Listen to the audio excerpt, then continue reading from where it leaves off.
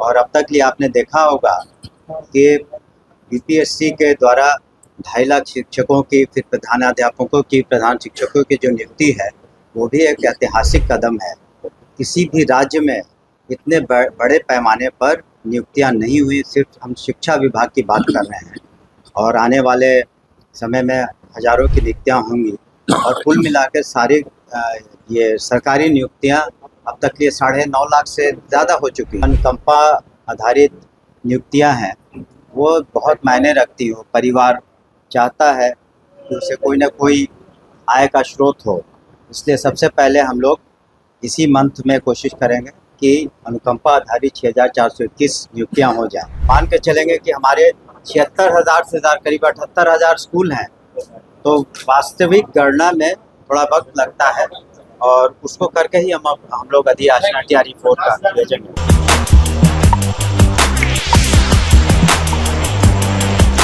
नमस्कार, मैं हूं अनुकुल तिवारी और आप वॉइस ऑफ देख रहे। देखिए, जनता दरबार जेडीयू में शिक्षा मंत्री हमेशा आते हैं वेडनेसडे को। उनसे सवाल जब किया गया कि लाइब्रेरियन की बहाली कब आएगी, एससीईटी वाले नाराज हैं, कल महा आंदोलन है, उनका क्या होगा, और TRE-4 पर भी बोले हैं, एससीईटी पर भी बोले हैं, लाइब्रेरियन की बहाली पर भी बोले हैं। सब कुछ स्पष्ट समझ लीजिए कि शिक्षा मंत्री क्या कुछ बोले हैं आज जनता दरबार में अभ्यर्थियों के लिए। बड़ा फैसला लिया मुख्यमंत्री नीतीश कुमार ने, आपके विभाग संबंधित शिक्षा विभाग में डोमिसाइल लागू कर दिया गया, कैसे देखते हैं?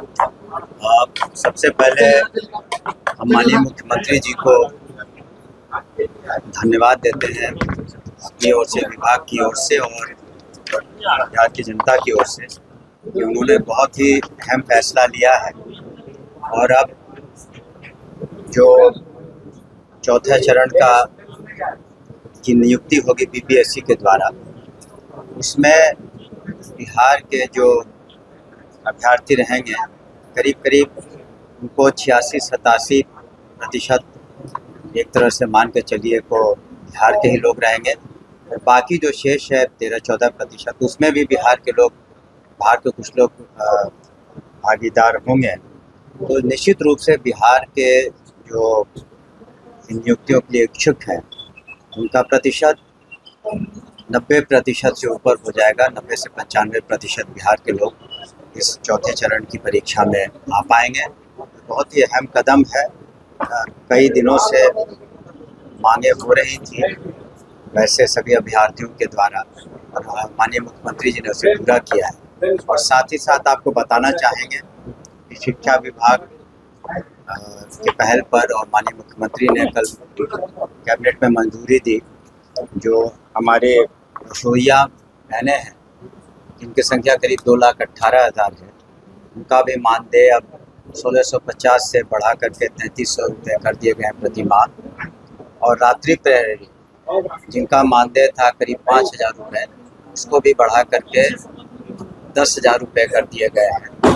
और इसके अतिरिक्त जो शिक्षक थे, जो शारीरिक अनुदेशक, फिजिकल इंस्ट्रक्टर्स जो थे, उनका जो मानदेय था 8,000 रुपये प्रति माह, उसको बढ़ा करके 16,000 रुपये प्रति माह कर दिया गया। उन लोगों में बहुत खुशी की लहर है। और आज हमसे बात भी हुई थी, सभी रसोइया बहनें आज पटना आई हुई हैं काफ़ी संख्या में माननीय मुख्यमंत्री जी को प्रति अपना आभार व्यक्त करने का। साथ ही साथ कैबिनेट ने एक और अहम फैसला लिया जिसका जिक्र कम हुआ है कि जो डीबीटी के माध्यम से, डायरेक्ट बेनिफिशियरी ट्रांसफ़र के माध्यम से जो साइकिल योजना है और पोशाक योजना है और जो छात्रवृत्तियाँ हैं, ये साइकिल योजना और पोशाक योजना की राशि सभी जो हमारे छात्र छात्राएं हैं उनको सितंबर माह में निश्चित रूप से उनके खाते में चला जाएगा।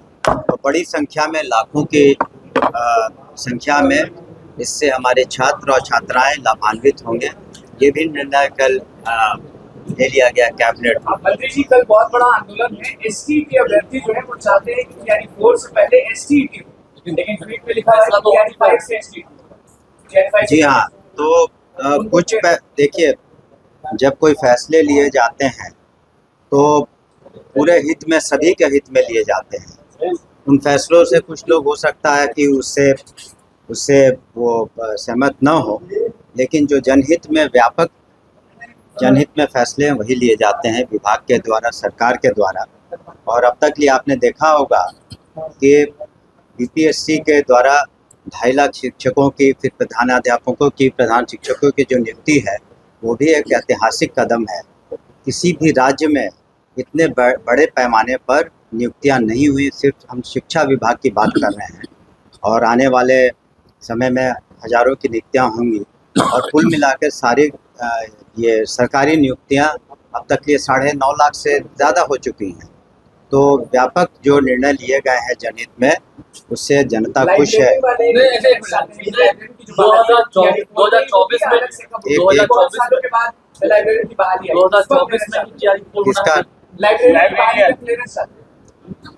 हम लोगों ने एक क्लियरेंस दिया है। देखिए, चरणबद्ध तरीके से सभी काम होते हैं। अभी हम लोगों ने तैयारी कर ली है कि जो अनुकंपा आधारित जो नियुक्तियां हैं, करीब 6421, अभी सभी लोग मानेंगे इस बात को कि जो अनुकंपा आधारित नियुक्तियां हैं वो बहुत मायने रखती हो। परिवार चाहता है कि उसे कोई ना कोई आय का स्रोत हो, इसलिए सबसे पहले हम लोग इसी मंथ में कोशिश करेंगे कि अनुकंपा आधारित 6421 नियुक्तियां हो जाएं। और आपको पता होगा कि दिव्यांग बच्चों को पढ़ाने के लिए 7000 से ज़्यादा स्पेशल टीचर्स जिसे कहते हैं, विशेष शिक्षक, उनकी अधियाचना हमने बीपीएससी में भेज दी है। तो ये चरणबद्ध तरीके से हो रहा है। लाइब्रेरियन हो, अन्य हो, तो एकाएक इसमें काफ़ी काम करना पड़ता है। इसमें आरक्षण का मुद्दा है, पूर्व में कितनी वैकेंसीज है, वर्तमान में कितनी ज़रूरत है। हम लोगों ने बीपीएससी को कहा है कि जल्द से जल्द कराएं। तो अब ये बीपीएससी पर निर्भर करता है, लेकिन हम लोग अधियाचना शीघ्र भेजेंगे। लाखों की संख्या में है।